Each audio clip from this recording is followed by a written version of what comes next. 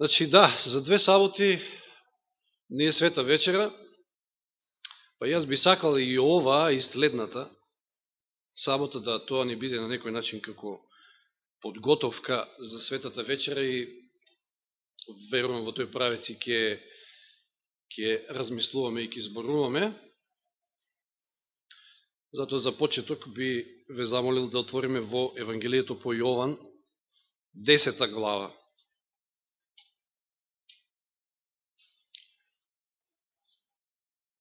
Две години и кусур го разгледувавме ова Евангелие, меѓутоа е неизбежно, навистина да не значи дека ако сме го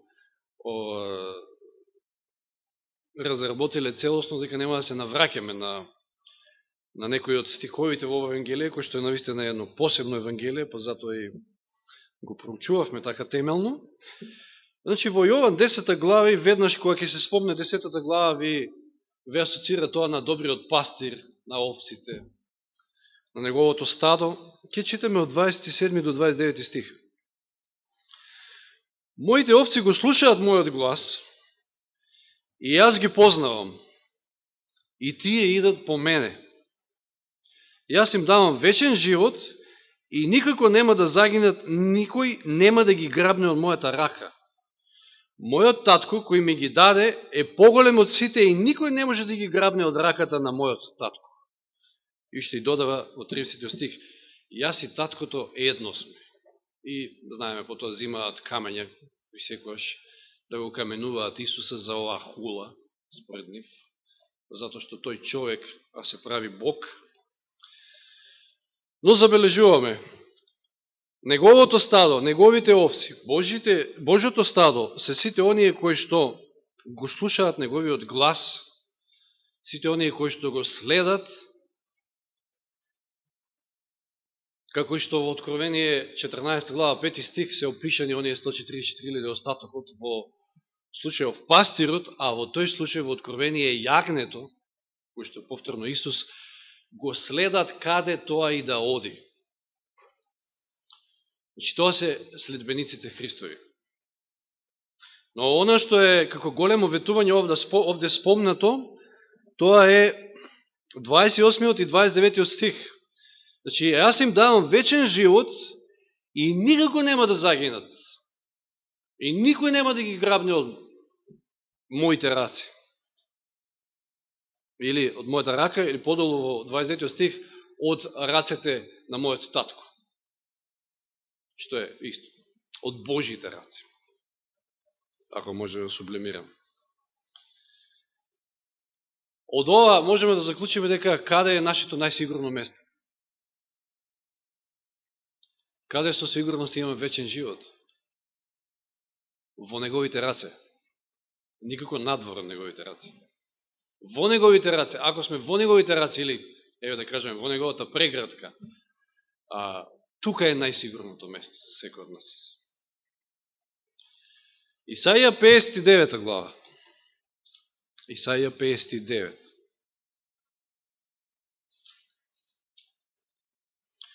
Читаме од први стих, па некаде таму до 8, ки читаме. Не е прекратка Господовата рака за да спаси.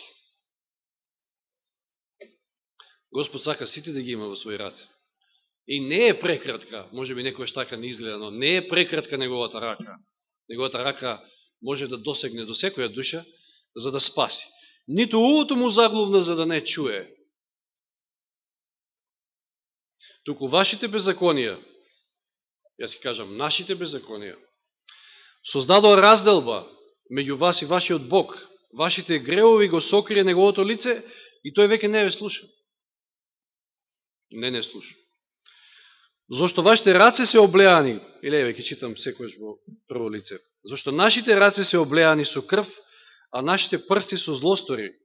Устните ни говорат лага, а јазикот произнесува неправда. Никој не подига глас за правда, ниту некој се застапува за вистината. Се надеваме во ништоштво, нистожество, кажуваме лага, зачнуваме злова, раѓаме беззаконие. Лежиме врз миски јајца, ткаеме пајакова мрежа, Иако го изеде некој нашето јајце, умира, ако го скрши, од него излегува лутица. Не е можно да се облече нашето ткање, не можеш да се покриеш, значи со нивната или нашата ракотворба. Нашите ракотворби се злосторнички дела, правиме насилство со своите раце, нашите нозе итаат кон зло и се брзи за да пролеат невина крв. Мислите ни се злосторнички мисли, опустување и пропаст се на нашите патишта. Ние не го познаваме патот на мирот, нема правда на нашите патеки. Ги искрививме своите патишта, кој тргнува по нас? Значи, кој тргнува по нас, не го познава мирот. Ова се последиците на гревот. Ова е гревот, страшна работа. И ова е состојба кога сакаме да се извадиме од Божите раце. Значи, сигурното место е само во Божите раце. Се надвор е нешто што е несигурно, нешто што е опасно, нешто што е скапо. Елен Вајд вели, гревот е скап бизнис. Кратко и јасно. А не е куса Божјата рака, ниту пак е тој глув да не чуе. Туку ние токму со тие наши беззаконија правиме разделба. Се разделуваме од него. И сега да отвориме во Еремија 18 глава. Една убава слика, често спомнувана, често се навраќаме на оваа слика. 18 глава Еремија.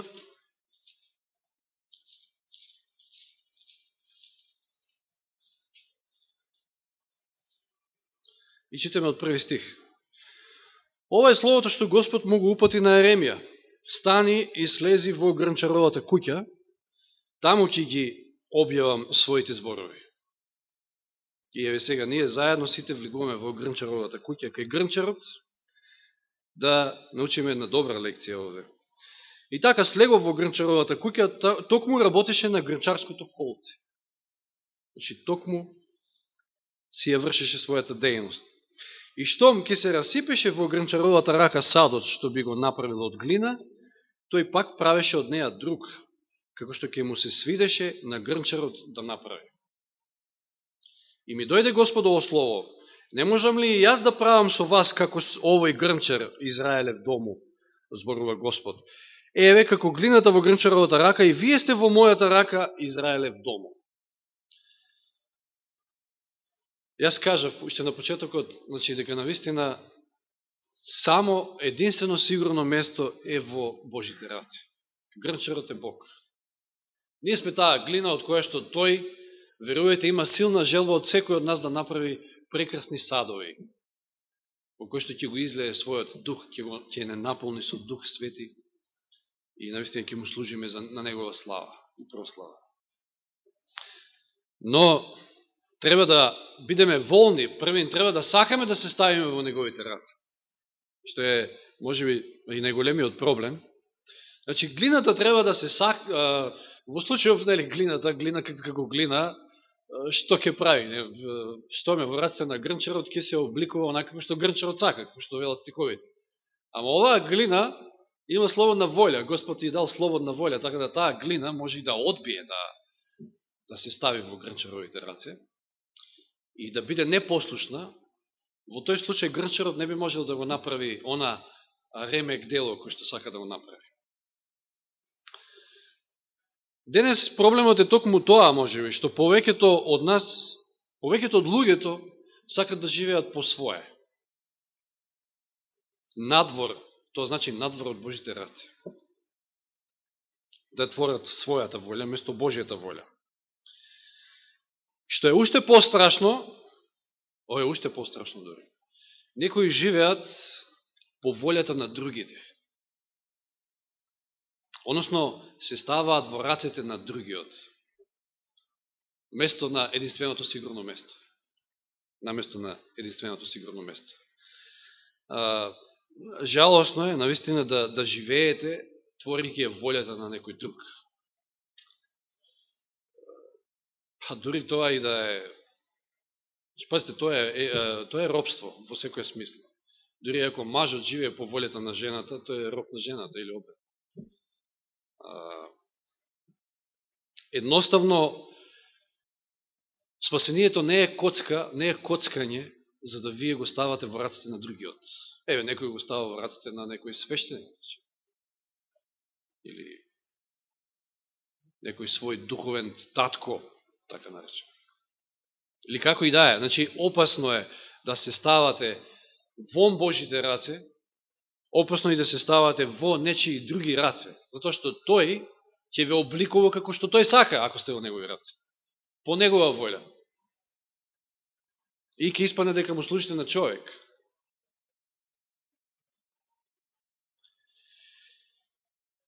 Најтешкото за човекот е да му се предаде на некој друг. Во случајов на Бога. Најтешко е да вие ја предадете својата волја и да кажете: Господе, тоа нека биде Твоја волја. Елен Вајд веле дека тоа е тој ситен мал дел, ама кој што е најтежок за човекот. Че Господ се ќе направи ремек дел од нас, ама ако ние му ја предадеме волјата, инаку без наша согласност, без наша волја, ако глината не сака да се стави во раците на грчарот, тогаш Господ ете, и дури се мокинот Бог и немоки. Че тоа е тој ситен дел, ама најбитен, а најтежок кај човекот.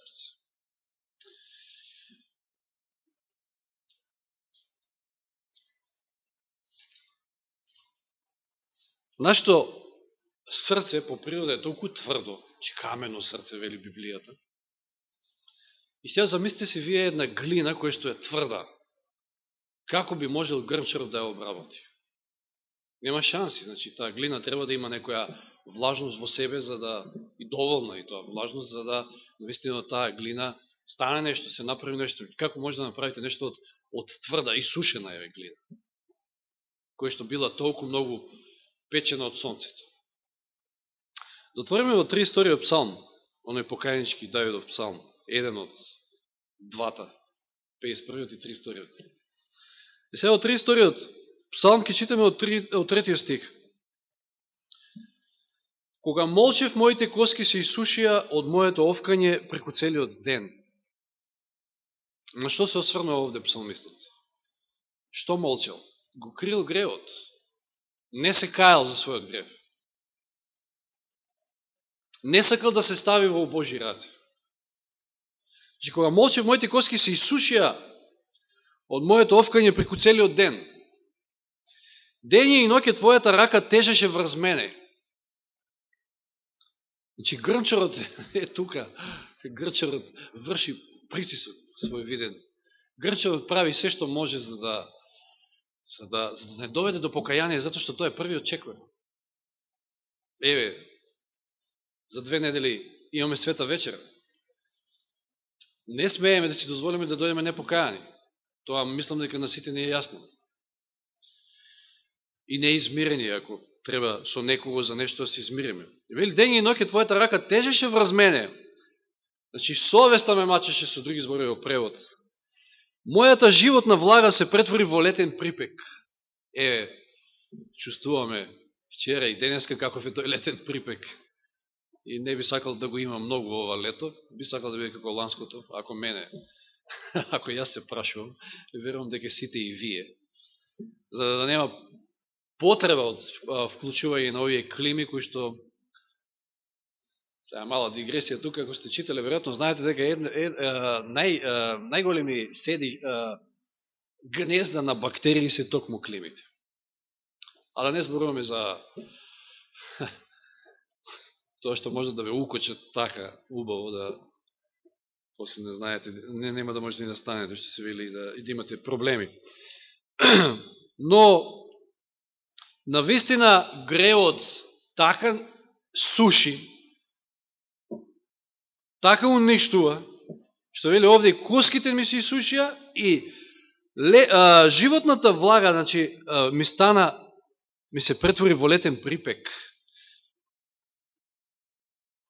И кога дојде моментот, кога го признам својот грев пред тебе и својата вина, веќе не ја криев, реков, че им го признам на Господа својот престап и ти ми ја прости вината на мојот грев. Затоа нека ти се моли секој побожник,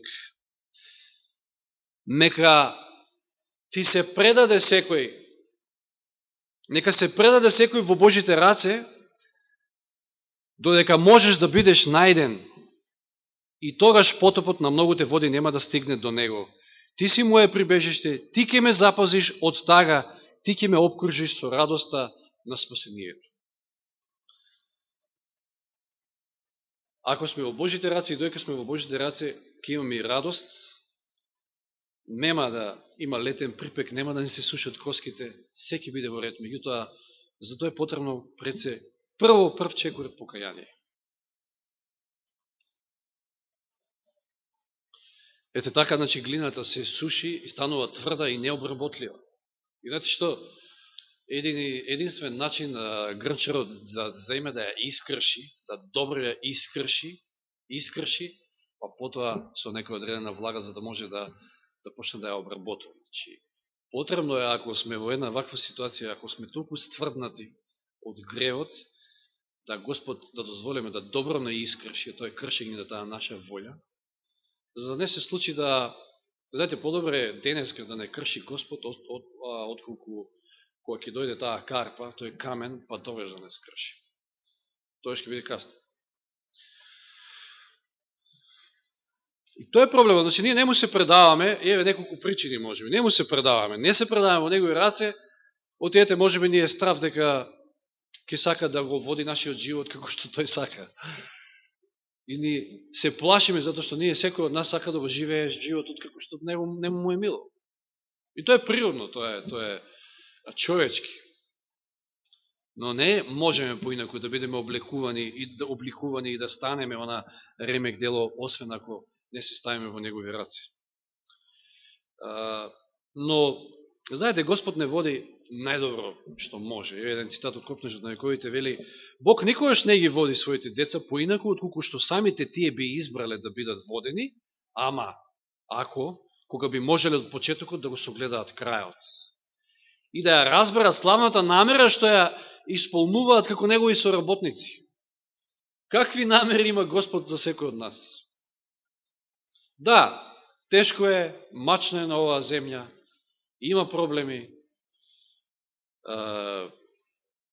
има искушенија, има проби, но неговата намера која е?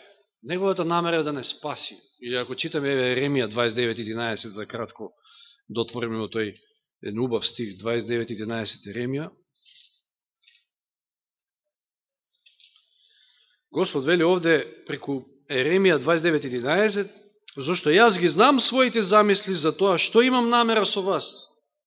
Зборува Господ, замисли за мир, а не за несреќа, да ви дадам иднина и надеж.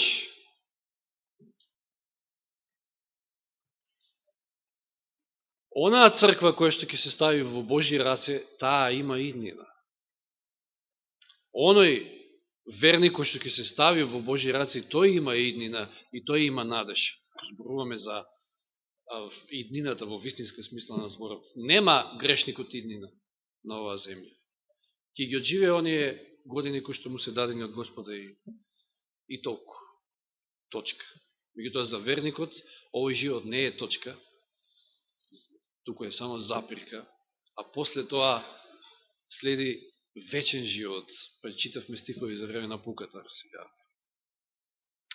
Значи, Бог никогаш не ги води своите деца поинаку колку што самите тие би избрали. Значи, кога ние би го виделе крајот од почетокот, а треба да го видиме со вера, треба да ни е јасно и треба да бидеме свесни дека Господ се што сака е да не спаси, тоаш едноставно треба да целосно му се предадеме, затоа што тој најдобро знае ни што треба да не води, дали да ја крши таа глина и што треба да прави, да ја гмечи, да ја оформува, да ја се што треба да направи за да испадне тој сад.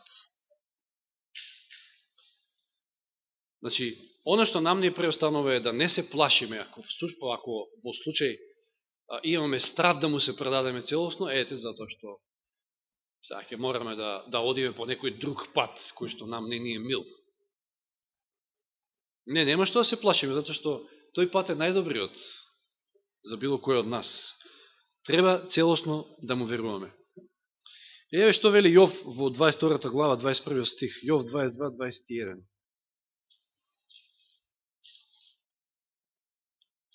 Јов 22, 21. Ако си се раскарал, ако си се раздвоил од Господа, еве Јов што вели, спријатели се ти и смири се со Бога и пак ќе ти биде вратено доброто. Да. Кај Господа имаме само добро. Иако тоа можеби некојаш не го гледаме како такво. Иако можеби не ни изгледа како добро. Се содействува за добро на оние кои што го любат Бога. И дури ако сме се скарале, вели овде Јов, спријатели се ти и смири се со Бога и пак ќе ти биде вратено доброто.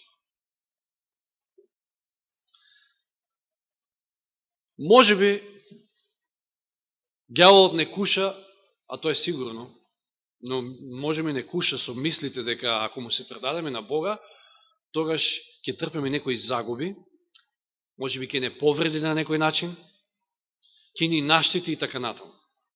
Но еве, читаше, мислам, нашиот пријател Трајче за Асафовиот псалм, еден од неговите псалми, и за тоа како и тој се прашувал, а и мнозина од нас денеска можеби се прашуваат, како тоа безбожниците поубаво живеат од верниците.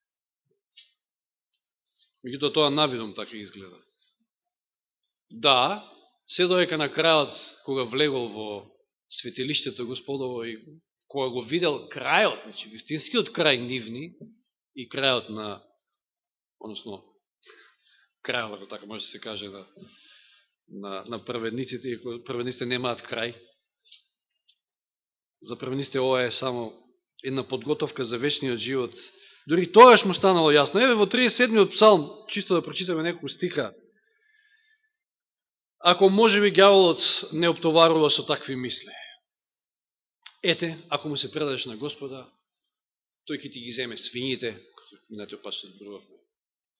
Па не знам, можеби ќе трпиш, ќе треба да ја напуштиш работата, да речеме, сабота, за да држиш и така натаму, па економски ќе трпиш и така натаму, и така натаму. Ништо не е од тоа вистина.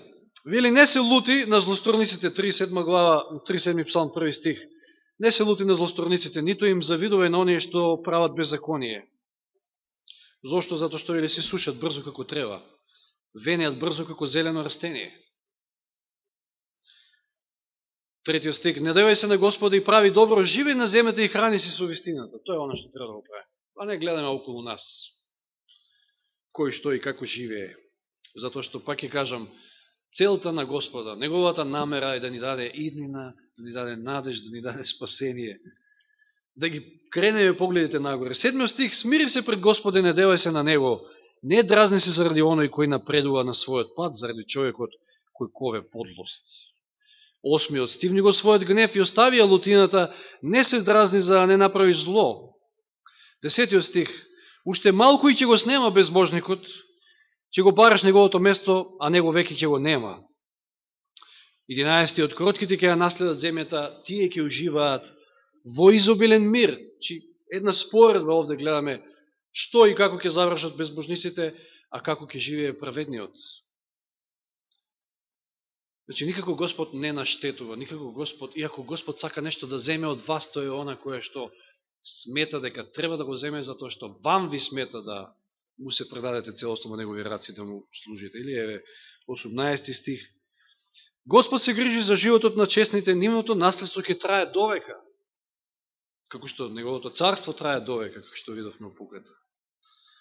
Нема да се засрамат во време на неволја, ќе бидат сити во дни на глад, а безбожниците ќе пропаднат, господовите врагови ќе овенат како цвеќе во ливаѓето, ќе се расплинат како дим. Може би не му се предаваме во негови раце да не обликува како што тој сака, затоа што сакаме на наш начин. Може би и размислуваме да се спасиме на некој наш начин. Надвор од неговите раце. 32 псалм, 8-9 стих. Значи, ова е само продолжеток на оно што претходно го прочитав.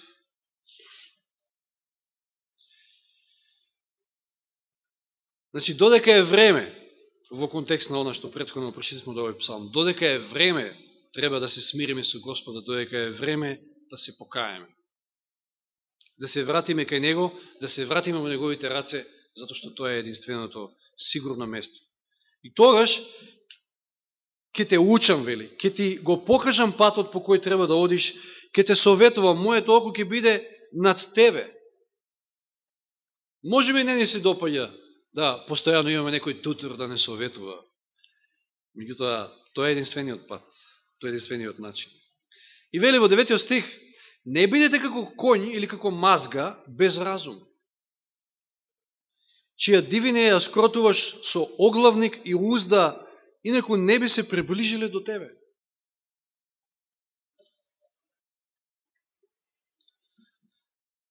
Некој сме така тврдоглави.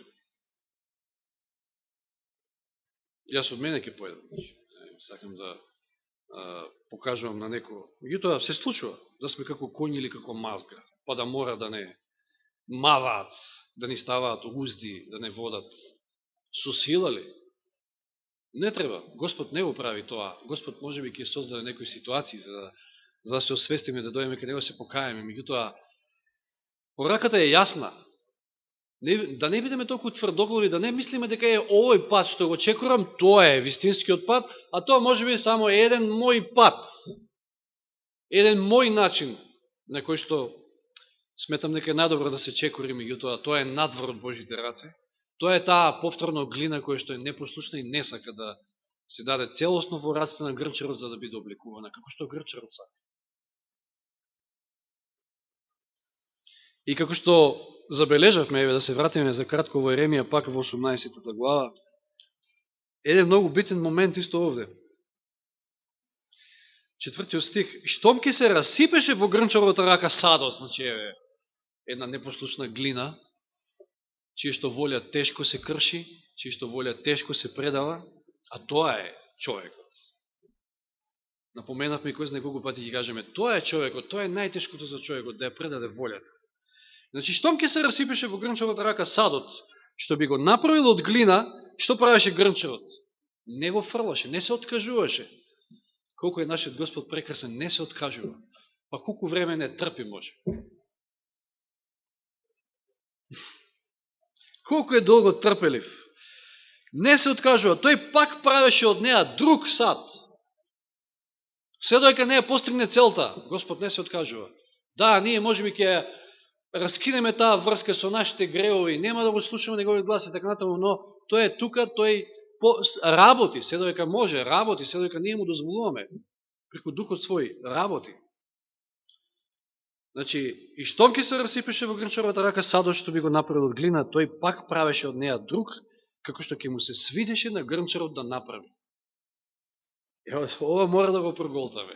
Грнчарот прави од наш сад, од нас сад, како што нему му се свиди.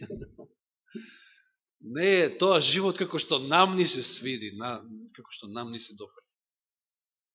Но тоа е најдобриот. Тоа е најдобриот живот, тоа е најдобриот начин. Да не забораваме на цитатот, Бог никогаш не ги води своите деца поинаку, отколку што тие самите би избрале, ама доколку го знаеа крајот од почетокот. Ако јас го гледам моето спасение, уште од овој момент, тогаш ќе знам зошто сум поминал така низ животот. Ќе знам и ќе сватам дека така требало, за да од Борче Господ направи, значи навистина еден прекрасен сад за Негова слава. Или од било кој од нас. Прво Петрово послание, 5 глава, 5 и 6 стих. Прво Петрово, 5 глава, 5 и 6 стих.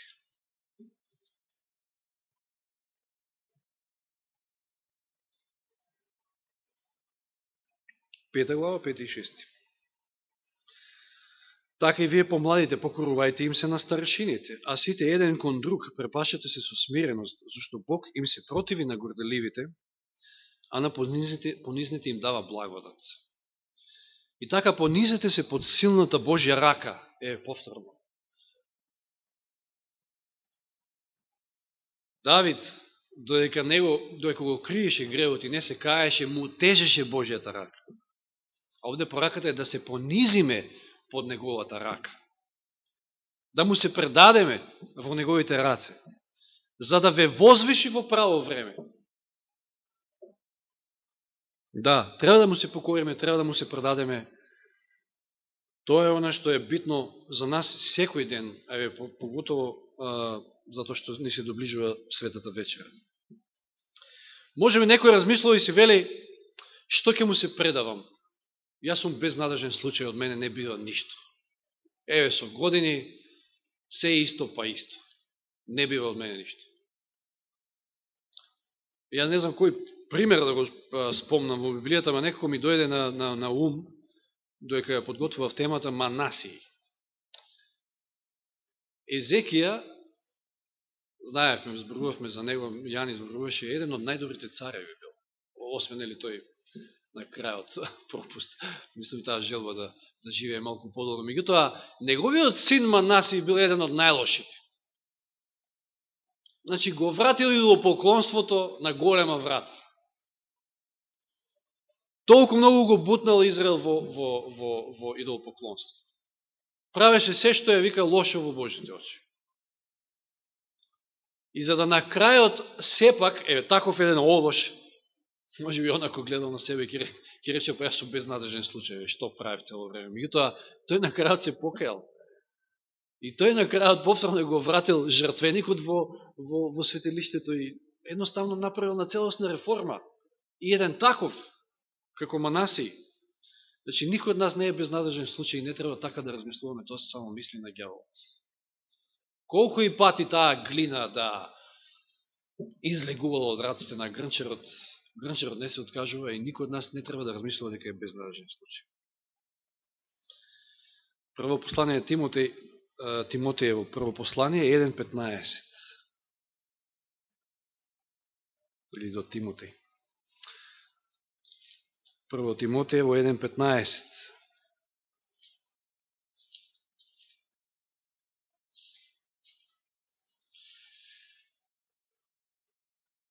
Верно е словото и достојно за полно примање. Христос Исус дојде во светот да ги спаси грешниците, вели Павле, од кои што јас сум прв. И Павле бил тежок случај, ако така може да... Доека бил Савле. Тој бил оној кој што е гонел Божјата црква и мислил дека му служи на Бога. Че бил тотално во заблуда. Но Господ и од таков еден, кој што дава едно вакво признание како грешник најголем од сите, го повикал и направил од него таков еден сад, такво едно орудие кој што послужило за обраќање на мнози на прецен на незнабожците. Или Евреите 7.25. Послание до Евреите, 7 глава, 25 стих.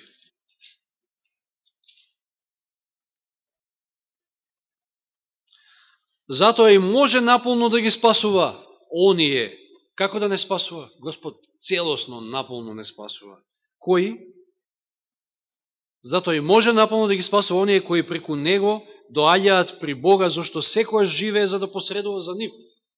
И знаеме дека Господ Исус се уште посредува, се уште трае времето на милоста, затоа да не очајуваме и да велиме дека сме безнадежни случаи. Никако. И сега, како глина во неговите раце, мораме да бидеме спремни, да бидеме поучувани. Учени, како што читавме во 32-иот псалм. Учени преку неговата реч, која што е дадена, целото свето писмо, е вдахновено од Бога и дадено за поука, за поправање и така. Зошто? За да на крајот излезе од нас тој совршен сад. Да бидеме спремни, значи да бидеме поучени, спремност и да поднесуваме неволи. Веќе зборувавме и за тој аспект, но, знаете, глината, доека се оформува во раците на грнчарот, се гмечи, се притиска, се меси, така да кажем. За да на крајот готовиот сад уште и не е готов, се доека не се стави каде? Таа глина треба да се испече. Треба да се пече, за да на крајот излезе, значи, садот комплетен. Исаја 48:10.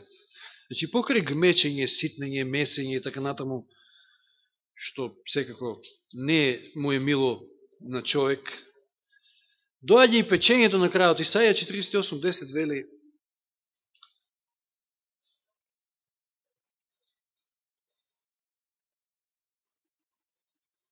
си реков, за малку сум гутнал стихот, меѓутоа не гледајќи дека читам во Еремија. 48:10 Исаија: ете, те исчистив како сребро, те искушав во топилницата на неволјата. Зошто е таа топилница потребна? Таа печка, за да не исчисти Господ, за да го добие тој финален производ, тој сад за негова слава. И на крајот, еден момент исто битен, да сватиме дека од целата оваа слика, дека јас, дека вие, значи не сме грнчарите, јас не сум грнчарот. Јас не можам да го променам животот на никој од вас. Нити можам ни самиот да го променам. Мојот можам, ако во согласно со Господа работам, па Господ да го измени, значи, со моја согласност. Но јас не сум грнчарот, јас не можам да обликувам никога од вас, грнчарот и само Господ. Како што не треба да се ставаме во нечии други раце и да твориме нечија туѓа волја, така и ние не треба да се замислуваме дека сме некои кои што можеме да го менуваме животот на некој трет. Не. Јас не сум Бог и јас не можам никого да сменам. И може би сите сме искусиле понекогаш во животот. Не било може би мака, сакаме некого да промениме. Да го доведеме кај Господа, но не можеме. Проповедник 1.15, еден интересен стих вели вака. Проповедник 1.15 вели: што е криво не може да се исправи. Тоа што го нема не може да се изброи. Што е криво не може да се исправи. Тоа се однесува за нас. Значи, јас во улога на грнчар не можам да бидам и не смем да бидам. Јас не можам ни едно криво да исправам. Тоа може само Господ. Ако сме волни да му се предадеме и да се ставиме во негови раце, ако што видовме, загарантирано е спасението за оние кои што се во негови раце и никој не може да ги извади. Ѓаволот е немоќен ако сме во негови раце. И на крајот да завршиме оваа тема и оној дел од Еремија 18 глава, да видиме како продолжува само клучен 11 стих, но застанавме кај 6 да читаме од 7 и ќе завршиме со 11 Еремија 18 глава, значи се враќаме повторно во нашиот главен текст. Ако му објавам на некој народ или на некој царство дека ќе го откорнам, уништам и разурнам, и ако тој народ против кого сум зборувал се обрати од своите нечестности, тоаш ќе се покајам за злото што му го бев наменил. Сете се на Ниневија.